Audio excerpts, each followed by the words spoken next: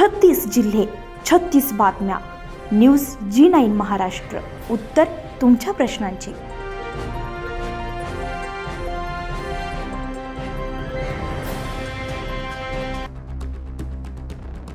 गंगापूर तालुक्यातील डोणगाव येथील सरकारी भूखंडाचा घोटाळा, बोगस नमुना 8A देऊन केलेली फसवणूक, कर्मचाऱ्यांची मनमानी कारभाराचे आरोप करत संतप्त ग्रामस्थांनी ग्रामपंचायत कार्यालयाला मंगळवारी कुलूप ठोकलाय.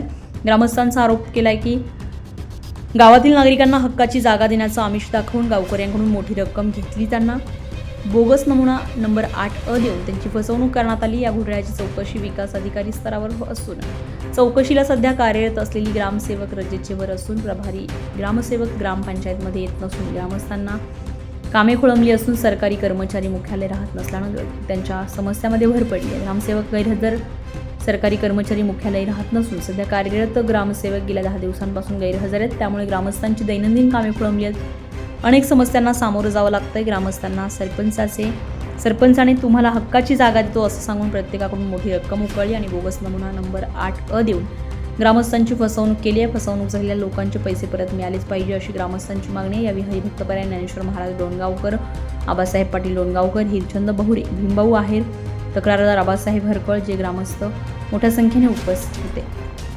डोणगावमध्ये संतप्त गावकऱ्यांनी आज ग्रामपंचायत कार्यालयाला टाळे ठोकले.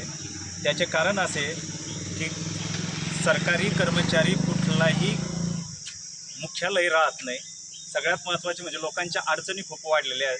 त्याच पद्धतीने गावामध्ये मोठा सरकारी भूखंड घोटाळा झालेला आहे, ज्यामध्ये माजी सरपंच, ग्रामसेवक, निलंबित ग्रामसेवक यांनी काळे कारभार करून रजिस्टरमध्ये बोगस नोंदी घेऊन लोकांना फसवलेलं आहे, त्यांच्याकडून पैसा लाटलेला आहे.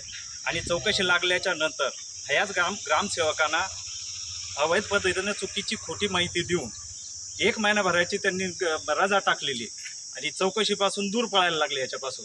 ज्यामुळे गावकरी संतप्त झालेले, कुठलाही कागद त्यांना वेळेवरती त्या ठिकाणी मिळत नाही आणि या अडचणीच्या बाबतीला तोंड द्यावं लागतं. म्हणून संतप्त गावकऱ्यांनी आज ग्रामपंचायत कार्यालयासमोर येऊन ग्रामपंचायत कार्यालयाला आज टाळे ठोकलेली. हीच का त्यांनी मुख्यालय राहणे, सर्व जे कर्मचारी आहेत त्या सर्वांनी मुख्यालय राहण्याची त्यांची तशी व्यवस्था पण आहे, केलेली पण आहे. मुख्यालय राहणे, चौकशी आलेली ग्रामसेवकानं त्या चौकशीला सामोरं जाणे, कारण त्यांनी मुद्दाम चुकीचं काम त्या ठिकाणी दिले.